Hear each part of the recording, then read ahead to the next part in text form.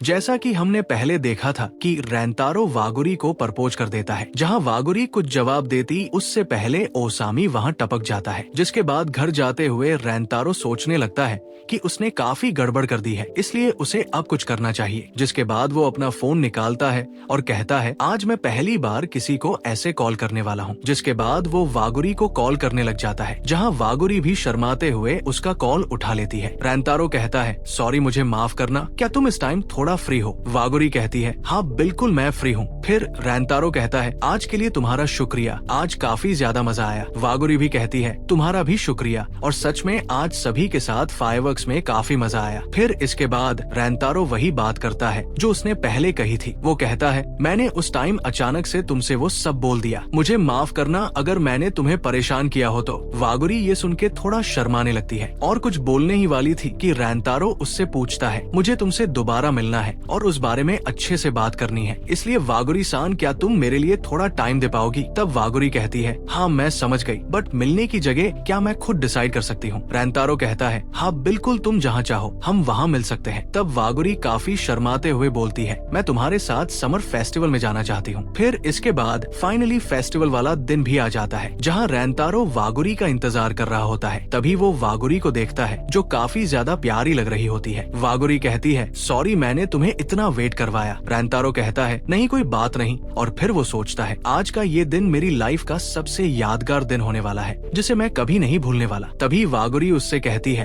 रेंतारो क्या तुम्हें भूख लगी है? फिर इसके बाद वो लोग फेस्टिवल में आ जाते हैं, जहाँ वागुरी तो भाई एक बड़ी सी कैंडी लेकर काफी मजे से खाने लगती है। रेंतारो उसे देखकर सोचता है, मेरी वजह से मैंने इसे भी काफी परेशानी में डाल दिया है। फिर वो देखता है कि वागुरी के चेहरे पर थोड़ी कैंडी लग जाती है। वो उसे इस बारे में बताता है, जिसे सुनकर वागुरी काफी घबराते हुए उसे पूछने लगती है। रेंतारो उसे ऐसा करते देख वहाँ पे हंसने लग जाता है और कहता है, तुम्हें ऐसे घबराने की बिल्कुल भी जरूरत नहीं है। वागुरी कहती है, रेंतारो अब बस भी करो, इसमें इतनी हंसने वाली बात भी नहीं थी। फिर वो दोनों वहाँ पे मुस्कुराने लग जाते हैं। इसके बाद वागुरी एक दूसरी खाने की चीज देखकर उसे लेने के लिए कहने लगती है। फिर इसके बाद वो दोनों वहाँ पे जाने लगते हैं। फिर वो दोनों वहाँ पे मीठा गोला लेते हैं और ऐसे ही काफी एंजॉय करते हैं और काफी सारी चीजें खाते हैं। रास्ते में रेंतारो वागुरी के लिए एक क्यूट सा खरगोश भी जीतता है, जिसे पाकर वागुरी काफी ज्यादा खुश हो जाती है। इसके बाद आगे जाते हुए वागुरी कहती है, आज तो मैं काफी ज्यादा खा लिया है। फिर वो कहती है, रेंतारो क्या हम थोड़ी देर के लिए कहीं पे रेस्ट कर सकते हैं? रेंतारो कहता है, हाँ हम ऐसा कर सकते हैं, क्योंकि उसे भी उस दिन के बारे में बात करनी होती है। इसलिए वो एक जगह पर बैठ जाते हैं जहाँ दोनों कोल्ड ड्रिंक लेते हैं। तब रेंतारो उससे पूछता है, वागुरी क्या तुम्हारे पैर दर्द तो नहीं कर रहे, क्योंकि आज वो काफी घूमे थे इसलिए? वागुरी जोश में कहती है, नहीं मैं एकदम ठीक हूँ। तब वो नोटिस करते हैं कि वो कुछ ज्यादा ही करीब आ गए हैं, इसलिए थोड़ा शर्माने लगते हैं। फिर काफी देर शर्माने के बाद रेंतारो एक बार फिर से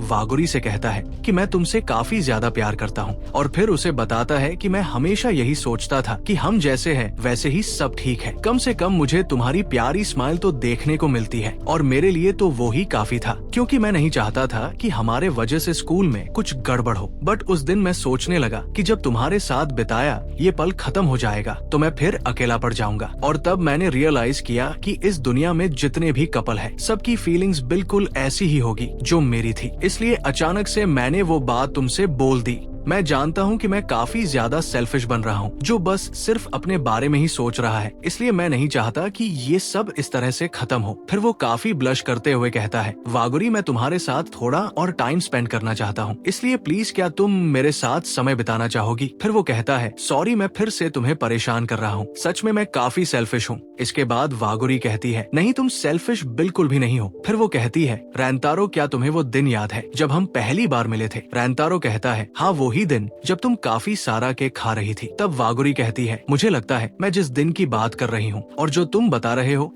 वो दोनों अलग अलग दिन है। वो कहती है, एक्चुअली हमने उससे पहले भी एक बार बात की थी। रेंतारो को तो कुछ भी याद नहीं होता है। तब वागुरी कहती है, असल में तुम्हारी शॉप पर बस इसलिए आती थी ताकि मैं तुमसे मिल पाऊं। फिर वो उस दिन के बारे में बताने लगती है कि उस दिन काफी ज्यादा स्नो फॉल हो रही थी और मैं उस दिन अपना छाता और स्कार्फ भी भूल गई थी। मैं सोच रही थी कि मुझे जल्द से जल्द अपने घर चले जाना चाहिए, बट तभी मैंने तुम्हारी शॉप को देखा और फिर मैं अंदर चली गई। उस दिन शॉप पर तुम थे, मैंने वहाँ केक ऑर्डर किया और जब उसे टेस्ट किया तो मुझे काफी अच्छा फील हुआ। मैं काफी दिनों से थोड़ी मुश्किल समय से गुजर रही थी, इसलिए मुझे जब एक लंबे अरसे के बाद कुछ स्वादिष्ट खाने को मिला तो मैं वहाँ पे रोने लग गई थी। और उस दिन तुमने ही मुझे चुप कराया था और मुझे हिम्मत दी थी। फिर वो हंसते हुए कहती है, मुझे पता है तुम्हें वो दिन बिल्कुल भी याद नहीं है। तब रैंतारो अजीब सा चेहरा बना के कहता है, नहीं मुझे कुछ भी याद नहीं है। फिर वो कहता है, हाँ मुझे कुछ याद तो आ रहा है। वो इस टाइम पे झूठ बोल रहा होता है। तब वागुरी कहती है, कोई बात नहीं है, अगर तुम्हें कुछ याद नहीं है तो। फिर वो कहती है, मुझे पता है अगर उस दिन कोई और भी होता तो तुम उसके साथ भी वैसे ही पेश आते हैं, बट फिर भी उस दिन तुमने जैसे मुझसे बात की वो मेरे लिए बहुत स्पेशल थी और उसी चीज ने मुझे काफी खुश कर दिया था। इसलिए कोई बात नहीं, अगर तुम्हें उस दिन का कुछ भी याद नहीं हो तो।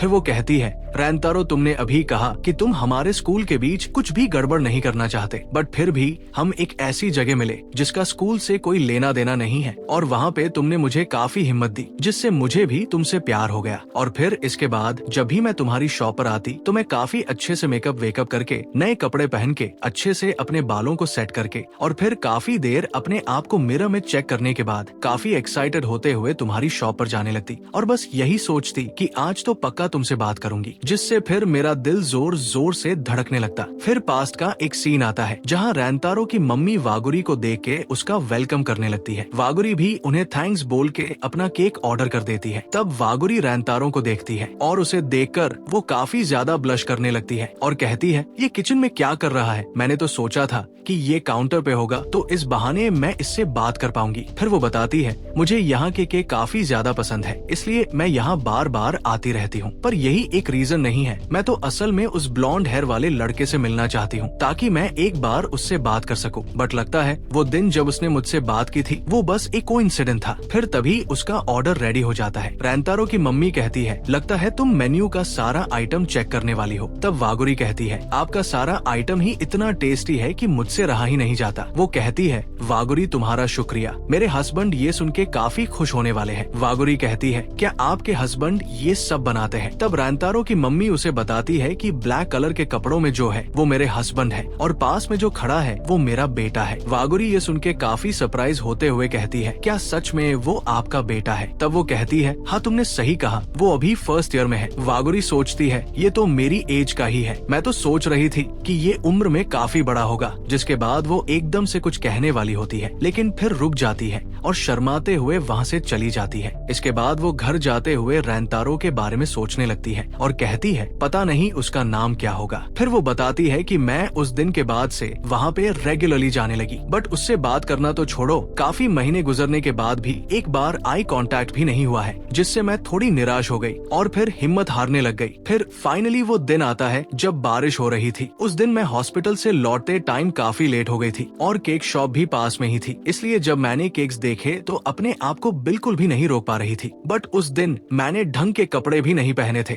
इसलिए मैं थोड़े डाउट में थी कि अंदर जाऊं कि नहीं। लेकिन फिर मैंने सोचा कि अभी ये सब सोचने का टाइम नहीं है, क्या पता वो लड़का आज शॉप पे हो ही ना। जिसके बाद मैं अंदर चली गई। अंदर आते ही रैंतारो की मम्मी उसका वेलकम करती है और कहती है, तो बताओ आज तुम क्या लेने वाली हो? वागुरी नोटिस करती है कि वहाँ पे रैंतारो नहीं है, इसलिए वो कहती है, आज मैं यहीं पर सब खाने वाली हूँ। तब रैंतारो की मम्मी कहती है, क्या तुम लेट नहीं हो जाओगी? तब वागुरी कहती है, कोई बात नहीं, मैं फिर भी यही खाना चाहती हूँ। इसके बाद वो काफी सारी चीजें ऑर्डर कर देती है। फिर रैंतारो की मम्मी उसे काउंटर पर थोड़ा ध्यान रखने के लिए बोलती है और फिर कुछ काम से अंदर चली जाती है। इसके बाद वागुरी अपना केक एंजॉय करने लगती है और रैंतारो के बारे में सोचने लगती है, जिससे वो काफी ज्यादा शर्मा जाती है। फिर वो बताती है कि जब मैंने लास्ट बाइट ली तभी मेरी नजर तुम पर गई और उस टाइम तुम बस मुझे ही देखे जा रहे थे, जिससे मैं वहाँ पे थोड़ी घबरा गई क्योंकि मैंने ये कभी नहीं सोचा था कि तुम यहाँ पर मिलोगे, और इसलिए ऐसे सरप्राइज की वजह से मेरे गले में केक अटक गया था, जिससे मुझे काफी ज्यादा शर्म महसूस हुई। इसके अलावा मैंने उस दिन ढंग की ड्रेस भी नहीं पहनी थी, जिससे मुझे उस दिन काफी रिग्रेट भी हुआ कि आखिर आज ही तुम मुझसे क्यों मिले, और तुम तो वहाँ पे लगातार बस मेरी तरफ देखे ही जा रहे थे, जिससे मैं काफी ज्यादा घबरा गई और वहाँ से जल्दबाजी में भाग गई और सोचने लगी कि सच में मैं कितनी बड़ी बेवकूफ हूँ। मैं मैं तो वहाँ पे सब गिव अप करने वाली थी, बट मैं ऐसे ही सब खत्म नहीं करना चाहती थी। इसलिए मैं फिर से तुम्हारी शॉप पे गई और फिर काफी घबराते हुए तुम्हारी मम्मी से तुम्हारे बारे में पूछने लगी। और फिर मैंने कहा कि मैं यहाँ तुमसे मिलने के लिए आई हूँ क्योंकि मैं तुम्हारे बारे में सब जानना चाहती थी। और फिर मैंने तुमसे पहली बार उस दिन बात की। इसके बाद स्कूल में भी मैं पढ़ाई में बिल्कुल भी ध्यान नहीं दे पा रही थी और बार बार वो सब याद कर रही थी जब तुमने मुझे उन लड़कों से बचाया था, क्योंकि मेरी वजह से तुम्हें उस दिन चोट भी लग गई थी। यही सब सोच सोच मैं पागल हो रही थी। इसलिए जब मैंने थोड़ा मूड फ्रेश करने के लिए पर्दा हटाया तो मैंने तुम्हें देखा और उस टाइम तुम भी मेरी तरफ ही देख रहे थे। फिर तुमने अचानक से अपना पर्दा लगा लिया था। उस दिन मुझे पता चला कि तुम चिदोरी स्कूल में पढ़ते हो और इस बात से मैं काफी ज्यादा खुश हो गई थी क्योंकि तुम इतने टाइम से मेरे इतने करीब थे और मैं पागल तुम्हें बार बार शॉप में देखने के लिए मरे जा रही थी। फिर वो बताती है कि इस तरह से मेरे पहले प्यार की शुरुआत हुई। फिर सीन प्रेजेंट में आता है जहाँ वागुरी काफी खुश होते हुए कहती है, रैंतारो मैं वागुरी काओरू को और तुम सुमुगी रैंतारो, मेरे लिए हमारे स्कूल के बीच क्या है वो सब अब मैटर नहीं करता क्योंकि मैं बस तुम्हारे बारे में जानना चाहती हूँ। इसलिए तुम्हारा बहुत बहुत शुक्रिया कि तुमने अपनी फीलिंग्स मुझे बताई कि तुम कैसा महसूस करते हो। इसलिए रैंतारो मैं कहना चाहती हूँ कि मैं भी तुमसे बहुत ज्यादा प्यार करती हूँ। और इस टाइम पर सीन काफी प्यारा होता है। इसके बाद रैंतारो ब्लश करते हुए सोचता है, मैं खुश हूँ कि मैं थोड़ी हिम्मत कर पाया क्योंकि जैसी मेरी लाइफ थी मैंने तो कभी ये एक्सपेक्ट ही नहीं किया था कि मेरे साथ भी कुछ अच्छा होगा, लेकिन तुम ही थी जो हमेशा मुझे देखकर स्माइल करती थी। इसलिए आज मैं फाइनली तुम्हें अच्छे से जान गया वागुरी सान। और इसी प्यारे से मोमेंट के साथ ये सीरीज यहीं पर खत्म हो जाती है। सच में यार आज का ये एपिसोड बहुत खास और भावुक था और ये सीरीज जिसने हमारे दिल को अंदर तक छुआ, हमें हंसाया, रुलाया और प्यार की सबसे खूबसूरत डेफिनेशन दी। आज इसका आखिरी एपिसोड था और सच कहूँ तो वो पल जब वागुरी ने रैंतारो के सामने अपने प्यार का इजहार किया, वो सीन तो जैसे मेरे दिल में हमेशा के लिए बस गया। रैंतारो की वो हल्की सी मुस्कान, वागुरी की आंखों में छलकता प्यार, सच में काफी प्यारा सा मोमेंट होता है। ये सीरीज सिर्फ एक कहानी नहीं थी बल्कि एक एहसास थी जो हमें याद दिलाती है कि सच्चा प्यार हमेशा गरिमा के साथ खिलता है। इसके हर एपिसोड में हमने इन किरदारों को साथ जिया, उनके सुख दुख में शामिल हुए और अब जब ये सीजन खत्म हो गया तो दिल में एक हल्का सा खालीपन सा छोड़ गया। मुझे तो यार इसके अगले सीजन का इंतजार रहेगा। इसलिए मेरे प्यारे दोस्तों, इस खूबसूरत सफर के लिए आपने जो मुझे सपोर्ट किया उसका आप सभी को दिल से शुक्रिया। आपके प्यारे प्यारे कमेंट्स और इस सीरीज के लिए आप सबकी ऐसी दीवानगी ने इसे और भी खास बना दिया। इसलिए दोस्तों, भले ही आज ये सीरीज हमें अलविदा कह रही हो, लेकिन इसमें वो प्यार जो वागुरी और रैंतारो ने हमें दिखाया वो हमेशा हमारे दिलों में जिंदा रहेगा। तो आइए इस खूबसूरत सीजन को एक प्यार भरी विदाई देते हैं। तब तक आप सभी से हम विदा लेते हैं। एक बार फिर आप सभी का धन्यवाद।